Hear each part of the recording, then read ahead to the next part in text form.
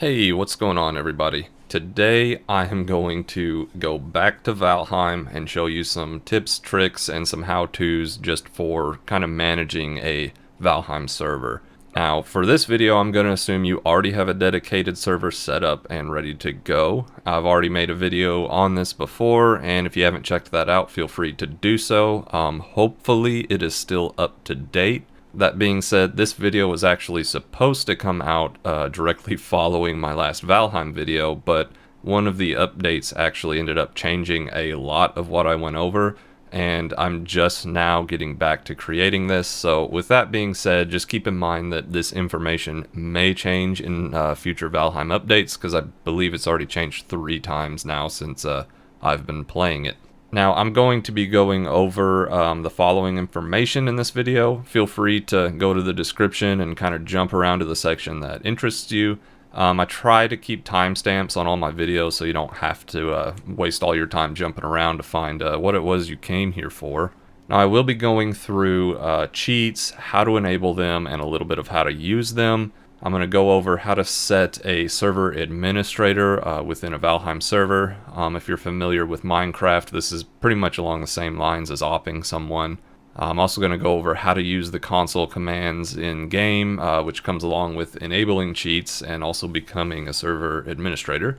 I'm going to be going over updating your Valheim server and ways to keep it up to date automatically. And I'm also going to be going over how to back up your world, as well as importing an existing world to a dedicated server. And I'll also just show how to move a world from one instance to another if that's what you need to do. Now, this video is actually going to be 2 parts. The first half is probably going to be the exact same video between my 2. But basically I'm splitting this out into Windows and Linux. So in this video, the first part is going to be the actual gameplay and console commands and enabling cheats on a client installation of Valheim running on Windows through Steam. And the second half is going to be the actual server-side administration, and this video is going to be focused on Linux, not Windows hosting. So my next video, the entire first half is going to be the same with the console commands and cheats and all that, but it's going to focus on the Windows server administration. So if you have a Windows server running, just know that the second half of this video is not going to apply to you, and look out for the next video that actually goes over Windows server administration. So now that all that's out of the way, let's go ahead and boot up a Valheim instance and enable the cheats. Now, this is one of the things that changed since last time I made this video. Used to, you just boot it into a game, you put in I'm a cheater into the console, and bada bing, bada boom, you are now able to use cheats. They've kind of changed that. Now you have to have an actual command on startup to be able to use cheats, and also the I'm a cheater command has changed to dev commands. So if you go into your Steam library and right click on Valheim and go to the properties, this should be the window that you get. And what we want to do to enable cheats is just throw -console into the launch options window, and then we can go ahead and exit out of our properties and go ahead and launch Valheim. Alright, and now that we're in here, I am just going to create a brand new world with my character Toasty here. So we'll go ahead and go to Start, and I'm just going to create a world called Toasty World.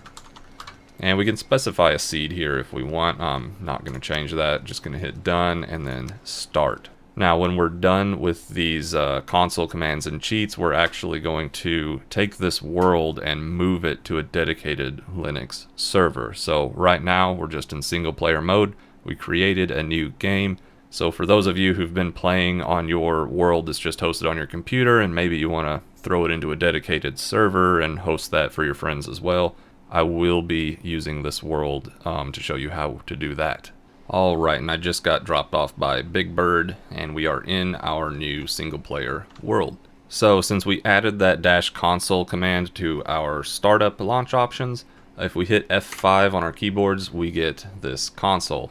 And if we just type in help, we get all of the commands that we can run. And since we haven't actually entered cheat mode, we have a very limited list of what we can run. So here you can just see we have kick, ban, unban, banned, ping, LOD bias, info, save, and opt terrain. And these will be the actual commands that you can run on a dedicated server. As far as I'm aware, you cannot actually cheat on a dedicated server world, so you would be limited to these anyways. But in this single player world, we can actually just cheat the crap out of it with all these cheat commands. Now, that is assuming that they haven't changed those rules. I don't think they have, but we'll find that out later when we actually throw this world onto a dedicated server. So to get more commands here, all we have to do is type in dev commands and hit enter, and we get a warning: using any developer command is not recommended and is done at your own risk. There is the chance that you can screw stuff up when you are cheating, but I have used a few cheats before and have not really had any issues with them. But if we type in help now, you can see we have a much larger list of commands that we can run. So we can spawn stuff, we can print our current position, we can go to a certain position, we can explore the map. So let's just look at our map. We've got nothing explored. If we bring up our cheat console and put in that command, explore map, then we can hit escape, go back to our map, and boom, we now have the map of the entire world. And that's the basis of the cheats. A lot of the common ones that I use is the raise skill or spawning items.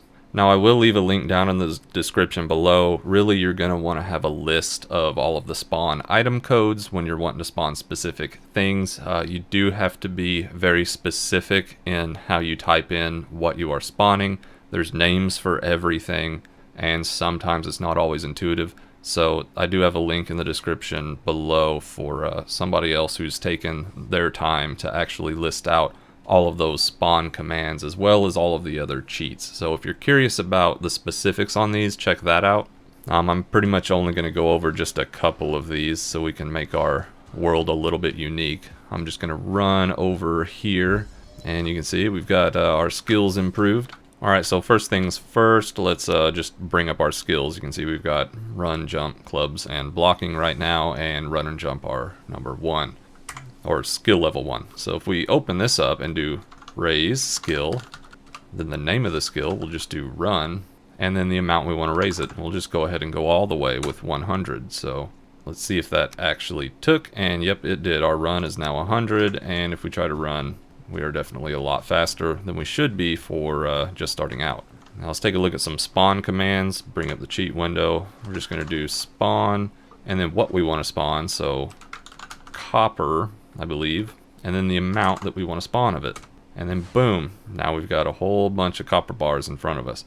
And that's going to be the same for anything you want to spawn. You just need to look up the name for it. And if I remember correctly, it is case sensitive. So if we do like a lowercase c, it's not actually going to do anything.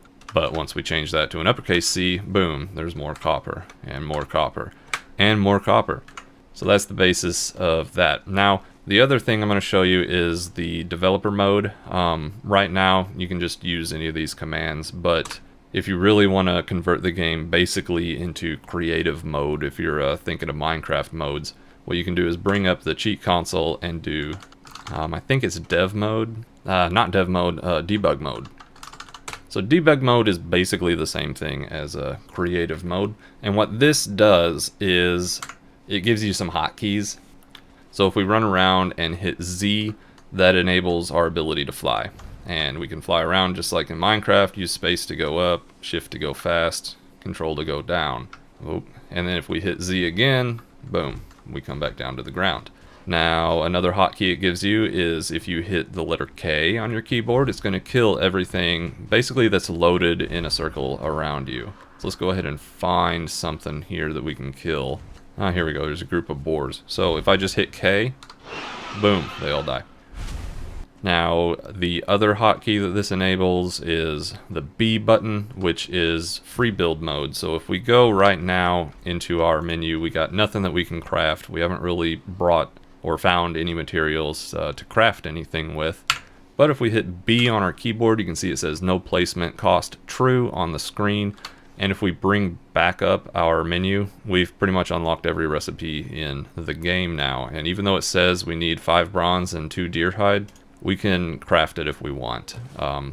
Resources are now not a problem.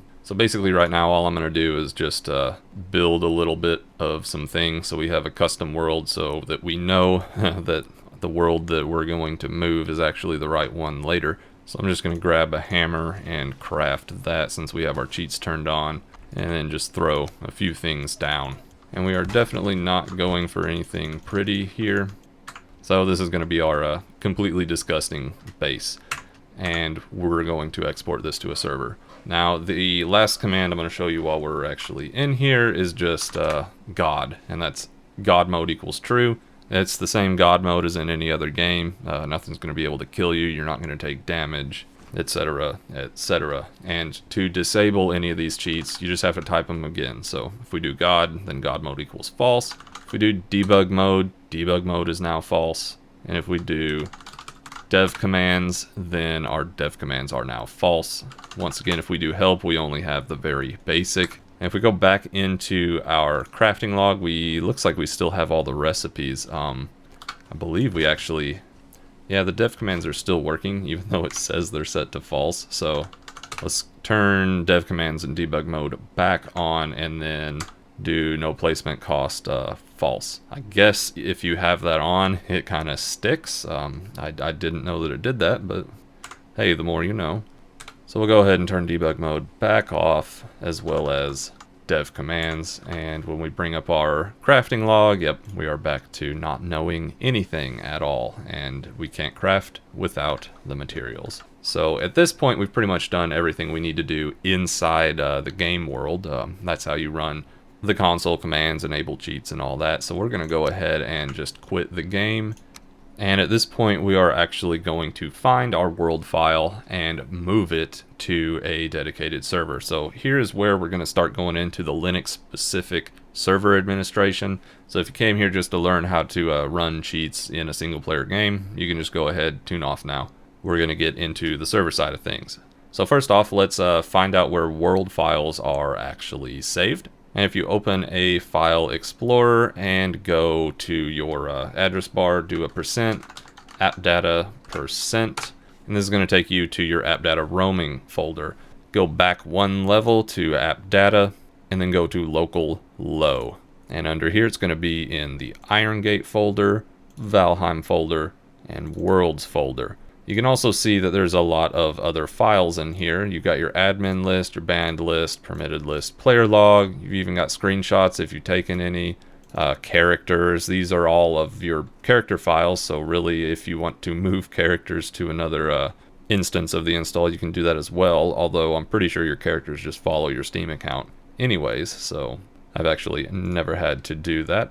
The worlds file is what we are concerned with, and you can see I have quite a few of them in mine. If you've only made one world, you should only have 3 files, and that should be the .db, the .fwl, and .fwl.old files with your world name. So these are the ones that we're going to be concerned with, and what we're going to do is we're just going to copy those, go ahead and minimize that, and create a new folder on our desktop. It's called Valheim Worlds. Open that up and paste those world files in there. And this is really just to have it in an easy location so we can move it over to the server. But at this point, what we're going to do is use SCP, actually WinSCP, to copy these world files from our Windows machine over to our Linux server. And if you haven't heard of WinSCP before, it's just a client program that uses the SCP protocol, which is secure copy. Basically, it's very similar to SFTP or FTP. We're just going to go ahead and Google that and hit the download now button for WinSCP. Designate where we want to save it, and then run the setup. Now, I already have it installed, so I'm just going to open my instance of WinSCP. Alright, and when you open WinSCP, you're going to get a window very similar to this, asking you for the protocol, the host name, and username and password. So we're going to keep that at SFTP, and we're going to browse to the IP address of our Linux server. So for me, it's 10.88.66.109, and then the username is the username for your Linux instance. You would have created that when you actually spun up your virtual server or Linux installation. So for me, that's just netman. Put in my password here. Connect. It's gonna give a security certificate error. We're just going to hit yes to that. And now we are connected to our Linux server and we can browse the file system. So here we are under Home Netman, and you can see I already have a folder called Documents in this directory. What we're going to do is just create a new folder again. We're just going to call it World Transfer. Hit OK, and then open that up. Now, on the left side here, this is our host computer. So what we're going to do is I'm just going to go back to my host name, or not host name, username, and then go to desktop, find that folder that we created, which was Valheim Worlds, and then I'm going to highlight all three of these world files and hit upload, and that's going to transfer it from this computer to our server. So now those files are present on our Linux server, and all we need to do is get them in the right place to start with our dedicated server. And also pretty much all these steps I've done so far are exactly what you would do if you want to just back up your world in case for some reason it gets corrupted or changed or something. You can just copy these files out to a folder on the desktop or anywhere you want, and that technically counts as a world backup for you, because if anything goes wrong, all you have to do is copy those files from where you saved them and throw them back into the world directory of Valheim. So at this point, let's go ahead and connect to our Linux server. For me, I use Ubuntu server, so it's command line only. So let's go ahead and connect 10.88.66.10. Again, it's going to give us that error. We're going to hit yes and then log in. So now that we're in the home directory for our user, we're just going to do a list, and you can see we've got those two folders, Documents and World Transfer. If we do a change directory down into World Transfer and do another list, there's our world files. So right now the goal is just to transfer these into the Valheim working folder. And on Linux, that is going to be, let's go ahead and change directory back up one level, and we'll do an ls-a to list every folder here. And basically the folders with a period or dot in front of them are hidden, so we have to use that -a to actually see them. And the folder we're concerned with is the .config folder. So let's do a change directory into .config, and if we do another list, you can see we have procops or whatever and Unity 3D. We're going to change directory into Unity 3D. Do another list, you can see we have an IronGate folder. This is now looking very similar to the folder structure that we saw in Windows when we copied those world files. There's our Valheim folder. Do another list. There's our worlds folder. So if we change directory into the worlds, do another list, I already had one created for this server called Hyperland, but we're going to swap that over to this new one that we created. All right, we're just going to do a CP for copy and then home, our username, world transfer, and if we use a star, that's going to transfer all the files in that folder. And we want to copy them to our current directory that we're in right now, so just period /. And if we do another list, there we are. We've got Toasty World, all three of the world files. Now, our files are in the proper place now, but now we have to tell our startup script to actually load this world instead of that Hyperland one. So now we're going to browse to wherever we installed our Valheim server. And this location is going to depend on how you did your install before. You can either specify a specific directory to put your server files in, or if you don't run a specific directory, it's going to throw it here into this IronGate Valheim folder, I believe. Actually, let's go ahead and just do that. We're going to change directory back to our home file, and we're going to install a Valheim server. Now, I've already installed SteamCMD, so I'm just going to run the SteamCMD commands to install a Valheim server. And this I went over in my Valheim server setup video, but it's just going to be login anonymous app underscore update 896660 validate, and this is going to download and install Valheim server into the default directory. Alright, and that's successful, so I'm just going to exit out of SteamCMD and do another change directory to .config. Okay, and I actually lied earlier when I said that the default directory was that .config file around where the Valheim world files were located. Actually, if we do, oh, I need to change directory back to root. If we do an ls-a again, you can see we have a folder called .steam, so it's another hidden folder. If we change directory down into that, do another list, you can see we have all of the typical Steam files. Let's go ahead and change directory to the Steam apps folder, and then change directory into common, do another list. Here is our Valheim Dedicated Server installation directory. So change directory down into there, Valheim Dedicated Server, do a list. Here's all of our files that we're used to dealing with for the Valheim server, like the start commands and all that. Now, this is just where it goes if you don't specify a different directory. Me personally, I like to always specify where I want these to be stored, and usually I just put them under the home directory here alongside my documents and world transfer folders. So what I'm going to do is I'm just going to make another directory here called steamcmd, do a list. You can see it's there, and I'm going to re-accomplish that server install, except I'm going to actually specify a install directory. So steamcmd, and I'm going to use the long version here, log in, and automatically exit. So this is just going to run the exact same thing I just went through, except it's going to place all of those server files for steamcmd under the home directory in that folder that I just created, instead of the hidden Steam folder, Steam apps, common, Valheim Dedicated Server. And that's really just personal preference. The only thing that changes is just where these files are stored. I just personally like to work out of the home directory instead of those hidden files. Alright, and we're fully installed, so let's just go ahead, change directory down into that steamcmd folder I made, do a list. You can see we have the Valheim folder, do another list, here's our files. So where were we? We have the world files where we need them to be in the .config folder. So what we're doing now is we're modifying our startserver.sh file to point to that world instead of the regular one. So let's do a nano startserver.sh, and here's our fun file that specifies our world and server name. So since this was just installed, it's got all the defaults. I'm just going to change the name to Toasty Server.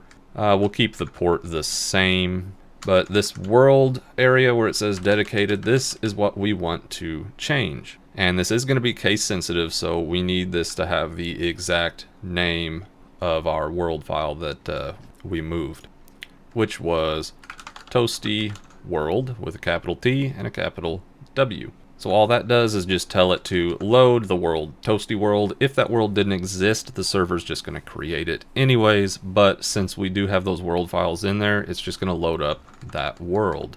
And then of course we can set our password. I'm just going to leave it as secret. Let's go ahead, Control X, yes, save it as startserver.sh, and now we can run our server and it should load up that world. So let's go ahead and do an sh start_server.sh, and it's going to go through all of the typical loading commands.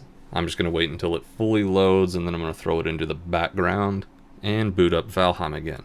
Alright, and it looks like our server has finished loading here. I can't really put any more input into there, so let's go ahead and launch Valheim again.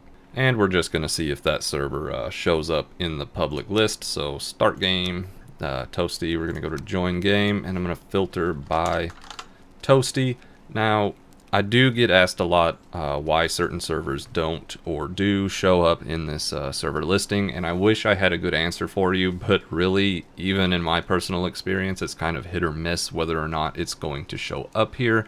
Really, if you have it on the default port or even a different port, and as long as that port is port forwarded through your router correctly, it should show up here in the community servers list for anybody. But in my experience, I usually have to load most, if not all, of the servers, and it takes a while for it to show up, if it ever does. So I'm just going to give this a minute, load all the servers, see if it shows up.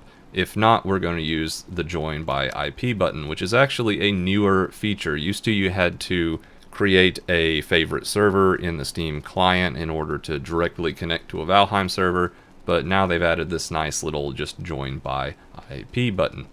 So I'm going to go ahead and cancel out of that and just wait another minute or two.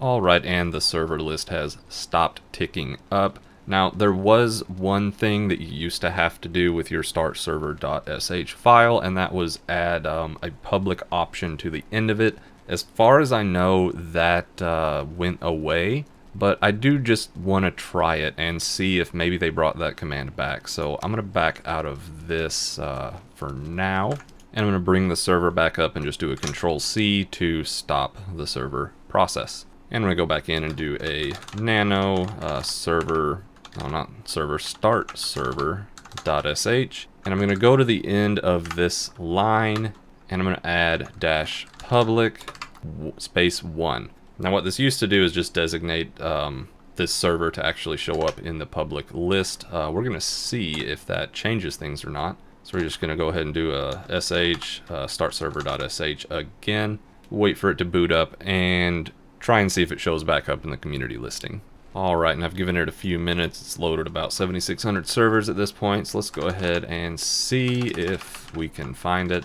And it looks like it's not showing up in the public list. So let's go ahead and take advantage of this join by IP button and go to 10.88.66.109. And because I am using the default port, I really don't need to specify one. Let's just go ahead and click connect. It asks us for our password, which we left as default, SECRET, and now we are logging in. And as you can see, we still have all of our same ridiculous building things that we made in our single player server, except now it is hosted on our actual public server. So that is how you move world files, at least between a single player Windows instance and a Linux server. Now if we try to bring up the cheat console, because we still have that -console command in our Steam settings, we can still get this console to come up. But if we do help, you can see we are limited to these, and if we do dev commands and another help, you can see that we are still limited to basically these same commands. So we don't get all the full-blown cheat options that we get in the single player server, because this is a public hosted server. Now what we can do is try and kick ourselves, so kick toasty. Oh, we actually can kick ourselves. I thought that we needed admin privileges for that, but apparently not. So I'm just going to go ahead and rejoin that server and see if it shows up. Nah, we'll just connect with IP again. 109 connect. Alright, and we're back in. So I really didn't expect that kick command to work, because we're supposed to have added the user to an admin list for that to work. So what that tells me is I probably have a configuration lying around that is left over from a previous attempt at this video. So let's go ahead and just look at this admin list now, how to edit it, and see if we're already in there for some reason. So for that, I'm just going to minimize out of Valheim. I am going to actually stop the server instance, so it's going to kick us out anyway. But to find this admin list, we need to go to where our world files are stored. So I'm just going to go ahead and change directory back to our home. And we're going to change directory to that .config folder, Unity 3D, Iron Gate, Valheim. Go ahead and do another list, and you can see these files that we saw earlier, the admin list, banned list, and permitted list. If we go ahead and do a nano adminlist.txt, and yep, just as I thought, we do have an entry here in our admin.txt file, which is designating us as an admin already. Now I have it blurred out because this is actually what is called a SteamID, and it is actually personally identifiable to a Steam account. To get this ID, there's a few different ways, but the easiest way to get the ID to put in here is just to be in the Valheim game and do an F2 to look at the players. So really all you need to do once you have that Steam ID is just paste it here, and it says one ID per line. So you would just paste it on the line, or I guess not paste it, write it down and type it in on the line and then save this file. I'm going to go ahead and just take myself out of there because I didn't know I was in there anyway.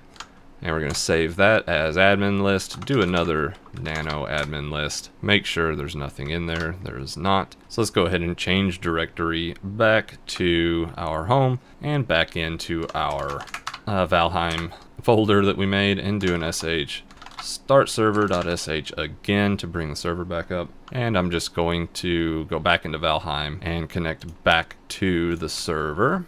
Join by IP. Enter the password. And then see if I can kick myself again. So I'm going to bring up the command console. I'm going to do another help and see what commands are actually available to me. It says that I can still kick, ban, and unban players. So let's go ahead and just try and kick myself, kick Toasty. And it says we are not admin because I removed myself from that list. Now let's go ahead and take a look at how to get a SteamID in case you do want to add yourself to the admin list. And just hit F2. And that's going to show you everybody that's connected to your server. And there's going to be a long number out to the right side of each user. That is the Steam ID. So make note of that long string of numbers and type that into the adminlist.txt file, which is under that .config, Unity 3D, IronGate, Valheim, admin list. And that is how you make yourself a server admin. And like I said, you can't do the cheats. Even if you are admin, you can only ban, unban, kick players. If you do ban a player, you just do ban and then like their name. So if I wanted to ban myself, I could do that. And what this command does in the game is it adds an entry to the bannedlist.txt, which is in the same location as admin list. But that's just another little caveat. So I'm going to go ahead and quit out of the game. And at this point, we've looked at how to move a world file into our Linux server, as well as how to designate a player as an admin. Now, the next thing we're going to take a look at is probably the most important thing that you need to know how to do when administering a Valheim server, and that's how to keep it up to date. Now, updating the Valheim server is super simple. It's basically the exact same thing you do to install it. So you pretty much just run the install command again, and it's going to grab the latest files, overwrite what's already there. Boom, you're updated. So I'm going to go ahead and just stop this server instance again and show how to do a manual update. Now I'm actually going to go through 3 different ways to update it here. One's going to be the manual way. 2's going to be kind of a semi-automatic way, or we're going to call it semi-automatic. And then the 3rd is going to be full-blown automatic. It updates every day by itself. So for manual, we're going to go back to our home directory, and it really is just the same command that we use to install the server. However, what you want to do prior to that is back up your start server.sh file. So I'm going to do a list. I'm in my home directory. I'm going to copy, CP, not CD, SteamCMD, Valheim, and I forgot for some reason whether or not that was capital. So CP, SteamCMD, Valheim, start server.sh, and we're just going to copy that into our current directory. So /, do another list. Now we have that file. And the reason that we're backing that up is because sometimes when we do an update, when it pulls all of the new files, it's actually going to overwrite this start server.sh with the default. So all of our customizations like server name, world name, port, password, those are all going to be reset back to default. And if we don't have all of those written down, we're going to have to come up with new ones or hope that we remember what we put in there. But by taking a backup of it and putting it in a different folder, it's going to always be there and we can just reference it later in case it does change. Now the update command, steamcmd, login anonymous, already did this in the video already, plus force install dir. Now pay attention to whether or not you used this force install directory command when you originally set it up or not. Like I said before, if you don't use this command, it's going to put it in the .steam folder under Steam Apps Common. So if you used it before and you don't use it to update it, all you're going to end up doing is just installing a new server instance in that different folder. You have to specify where the folder is if you specified it when you originally installed the server. So since I did, my force install directory is going to be home, my username, steamcmd, Valheim, and then app_update 896660 validate. And then we're going to add plus exit at the end just to automatically exit out of steamcmd. And it's going to go through this process again. However, it should not take as much time since we pretty much just installed the server. So really all it's doing is validating that it's up to date. And there we go. It says it's fully installed, even though all it did was verify. Now, if there actually was an update, it would pull the updated files and overwrite them.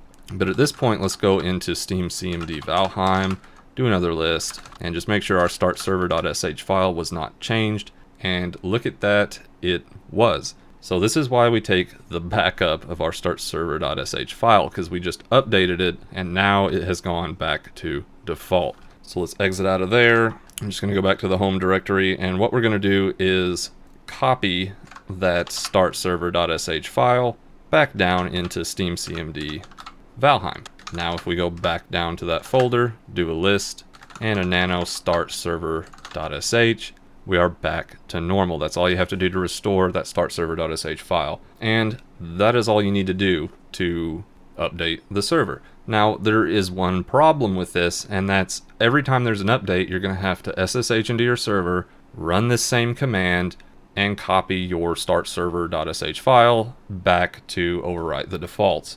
And that can get real old real fast, especially at least back when Valheim first came out and they had an update every day or every other day. You're constantly having to log into your server and update it. And all of your friends, if they're playing on your server and an update comes out that morning and they've already updated their client, they can now not connect to the server because there's a mismatch in the version. So now let's take a look at the semi-automatic way to keep Valheim up to date. So what we're going to do, let's go ahead and just change directory back to home. And we're going to create a file called update.sh. And basically we're just going to make a script that houses the update command, and we'll do it automatically. So let's go ahead and do a nano update.sh. Now we have a brand new text file. At the top we are going to designate it as a bash file, so /bin/bash.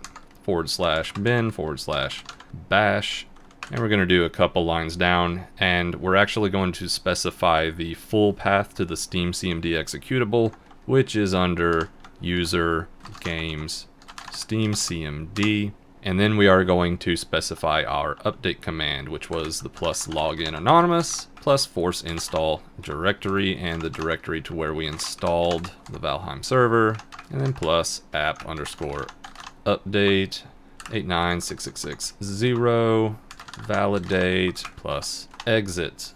And then we're just going to save this file here. Save modified buffer, yes. File name to write, update.sh, yes. We're going to hit enter. Do a list. You can see we have that new file, but what we need to do is change it to executable. So let's do a chmod +x update.sh. If we do another list, we can see the color of it changed to green. That means it is now an executable bash file.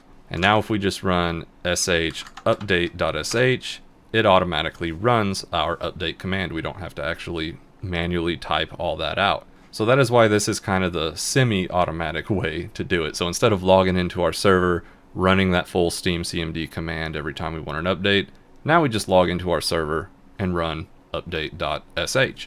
Now we still have to worry about whether or not our start.server.sh file was overwritten. So let's just go ahead and do a nano steamcmd Valheim start.server.sh, and it was, so we would have to do that copy again to copy it back. So I'll just go ahead and do that. Copy start.server.sh to steamcmd Valheim start.server.sh, and we're back to normal. But let's go one step further. Let's say I want this server to update every morning, regardless of if there's one available. So that way I really never have to log in to my Valheim server, unless there's a problem. But let's say I don't want to keep copying this back and forth. What we can do is just simply rename the start.server.sh file, basically make our own. So I'm going to go ahead and run that update.sh file again just to get it overwritten once more and make sure that it did reset it back to default, and it did. Go ahead and exit out of there. Let's go ahead and change directory back down to there, steamcmd Valheim.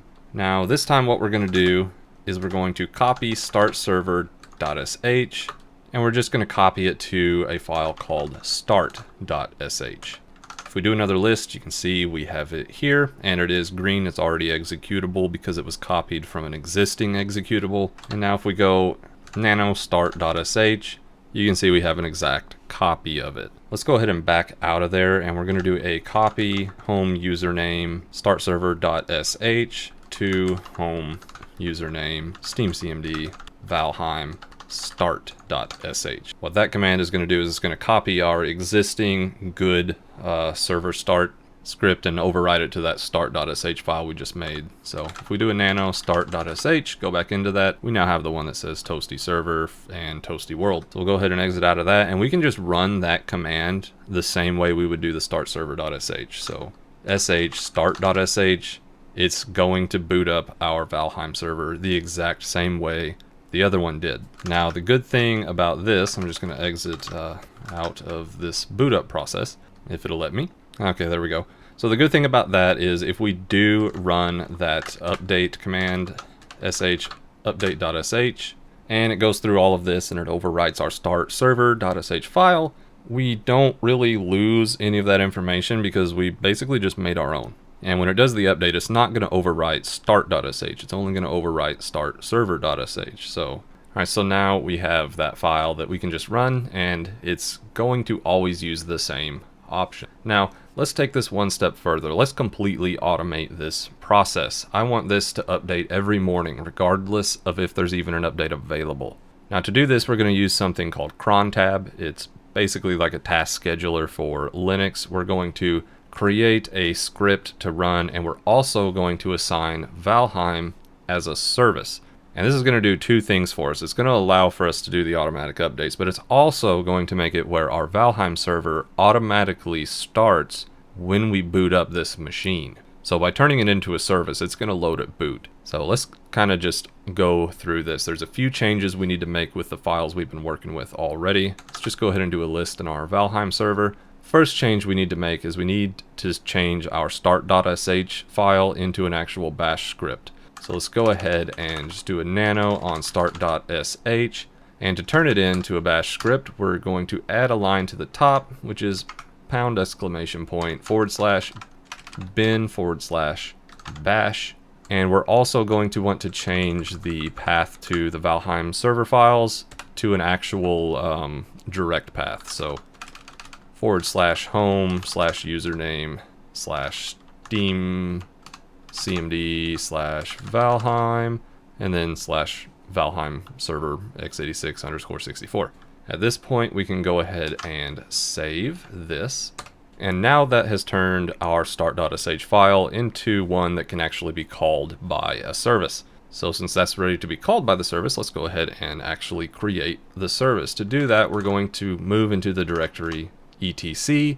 And if you do an ls here, there's going to be a lot of files, but we're going to keep going in here. We're going to change directory down into systemd. We're going to do another list, and we're going to go even further down into system. Now this is where your services live. And basically what we're going to do is we're going to create a new one. So let's go ahead and do sudo nano, and we're going to name it valheim.service. And now here we have a blank file. Now we're actually going to build this service from scratch. I will put, at least I hope I'll put it down in the description below so you can just copy and paste if need be. You really don't need to know any of this information, but I'm just going to go ahead and build it anyways. And really when you're building a service file in Linux, you need three parts. You need the unit, the service, and the install portions. And this is what it's going to look like. We're going to do bracket unit, close that bracket. Go below it, we're going to give it a description. So description equals Valheim server, and then we're going to define its wants. Wants equals, and we're going to say network.target. Basically all this is saying is that it needs the network target to be running.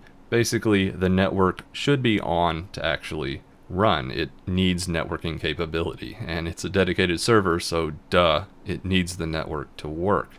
Now one more thing we're going to designate, and that is after. This is just when we want this service to load, and we want it to load after network-online.target. Basically all that means is this service is going to load after the network service is up and online. Now let's go down another couple lines, and we're going to designate the service parameters. Close out that bracket. We're going to assign it a type equals simple. We're going to say the user it's going to run under is going to be whatever your username is. Mine is netman. And we're going to define a working directory. So So working directory equals, and then the directory to our Valheim server files. So home, your username, and then wherever you put those files. And then the next line we are going to do exec start. This is the actual command it's going to run, and that is equal to home, your username, and the path to our start.sh. So right now what we've defined is after the network comes up and is online, we're going to start in this directory and we're going to run this file. And that's going to automatically start our Valheim server. Now, two more things we're going to put under the service. That's going to be standard output, and we're going to designate this for journal plus console.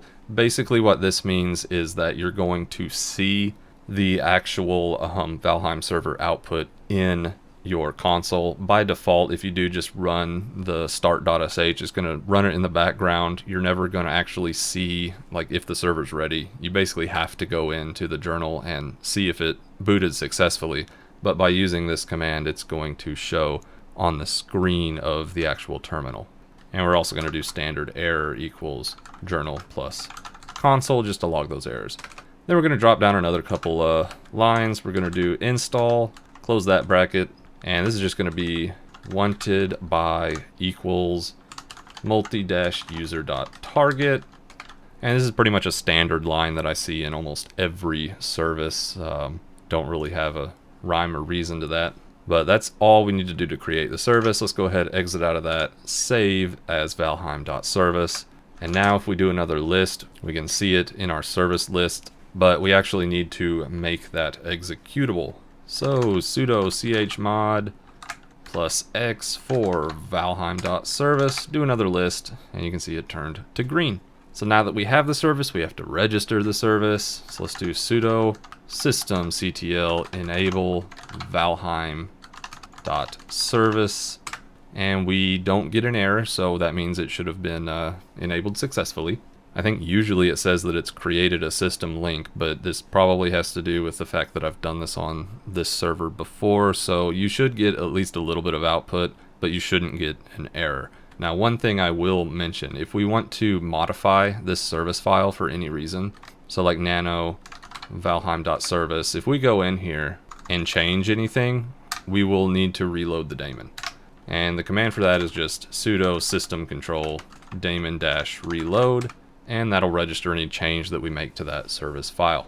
So at this point, we can start the server using a new command, and that is sudo system control start Valheim. And we're not actually going to see the output here because this is an SSH session, but we should see it on the actual terminal of our server itself. But just to make sure that this actually did launch the way we want it to, we're going to check the status. And to do that, we're going to do sudo system control status Valheim. And this should give us some insight onto whether or not it booted. And it says that it's active and running, but you can see we have a few errors. Unknown key name, once in section unit, ignoring, after in section unit, ignoring. Basically, it ignored a lot of our service file, and I believe I know why. So let's stop the service. It says it's running, but really, I don't think it's doing anything. So sudo system control stop Valheim. Let's go ahead and do sudo nano valheim.service. What happened, I believe, is all of these need to have a capital, not lowercase to start with. So I screwed up when typing most of these. We're in Linux, so we are in a case-sensitive environment. So let's go ahead and save that, write the file. And since we just modified that file, we do need to reload the daemon. So system control daemon-reload. And now let's do our start command again. So start Valheim. Now at this point, I know you can't see it, but I do have my terminal pulled up over here. Actually, I'll bring it into view. This is the actual output of my Linux server, and you can see that it is doing its regular boot cycle. It's not going to show up in our SSH session, but it does show up on the default terminal session. And to see that, we can once again do a status Valheim, and you can kind of see the output is being posted here. So we can see that we are getting the right output through the SSH session. It's just not in real time. And we can see what it did here. We got Valheim Service. It ran this start.sh, and that start.sh loaded this command, which started the server. So at this point, what we have is a service called Valheim. It's going to run when we boot. And if we want to start or stop it, we do the sudo system control start or stop Valheim. We're no longer directly interfacing with that server.sh file. Now, to actually make this update automatically, because right now all it's doing is running automatically, it's not keeping it up to date, what we need to do is we need to modify our server.sh file, or actually our update.sh file, not the start.sh. So if we change directory back to our home directory, steamcmd Valheim, actually not steamcmd Valheim, just our regular home directory, we can change this update.sh file. So let's go nano update.sh. Now we've already designated it as a bash script, so that's good, but we do need to add 2 extra lines to this. Basically what we want it to do is we want it to stop the Valheim server, run the update command, and then start Valheim server again. So all we're going to do is add 2 lines here, one of them here before our update command, and that's just going to be the command that we would use to start the service anyway, and that's system control start valheim.service. And then below our update command, we're going to do, nope, I messed up. We want it to stop first, so system control stop valheim.service, and then system control start valheim.service. And this is all we need to do. So our update script has changed from just running the update command to stopping our service of Valheim, which stops the server, actually updating it, and then starting the Valheim server again automatically. So let's go ahead and save that. And we didn't have to specify sudo on any of those commands, because what we're going to do is we're going to add it to the Crontab, and it's going to run it as root automatically. So we didn't have to specify sudo for those. But now if we just try to run it, we'll do sh update.sh. You can see we do have to authenticate as netman. Probably needed to use sudo to run the actual update command. Yeah, it said failed to stop Valheim service. Let's go ahead and go out of that and just do sudo update.sh, and it updated successfully. If we do a system control status, we can see that it is now running. However, what we really couldn't see was whether or not it actually stopped the service. So I'm going to go over here, and this is just another terminal window connected to the same server, and I'm going to check the status while we run that command again. So I'll do a sudo update.sh. I'm going to switch over here and do a system control status Valheim, and you can see that it is inactive right now because the update is in progress. If we do that again, it's still inactive. And while it's going through this update process, it's off, but now that it says it's fully installed, it should have restarted that service. So if we do another one, we can see it did. It's active and it's running again. So our script is working as it should. Now the last thing we need to do with it is we need to add it to the cron job. So let's do a crash course in that. Let's change directory to etc. If we do a list, you can see we have a ton of files, but if we do a list pipe grep cron, this will give us our actual cron files. And there's a few of them. There's daily, hourly, monthly, weekly. I'm not concerned with any of those. I'm going to directly edit Crontab. So we're just going to do sudo nano Crontab, and this is the file that we get. And if it looks confusing, it's really not. It's just a list of scheduled tasks, and this whole section here defines what the numbers mean. So let's just take a look at this line. For example, it starts with 25. If we follow this nice little line up, we can see that that is the minute. So this task is set to run at the 25th minute of the 6th hour, and the stars just mean all, so every day of every month of every week. So translated, that means this task is going to run every day at 6:25 a.m. That's all that means. And what it's going to run is it's going to run as user root this command. And if you notice, all of these commands is just to run those other cron files. So the one that's set to run every day runs cron.daily every day. The one that is set to run every week runs the weekly one. And the one that's set for every month runs the monthly one. So all we're going to do is add our own entry here at the bottom. So let's go ahead, make a new line. We're going to say every morning at 8:30 we want to upgrade our Valheim server. So what we're going to do is we're going to put in 30 space 8, stands for 830. Go ahead and do a tab over to here, and it's going to be for every day of every month of every week. Do another tab. We do want to run it as root.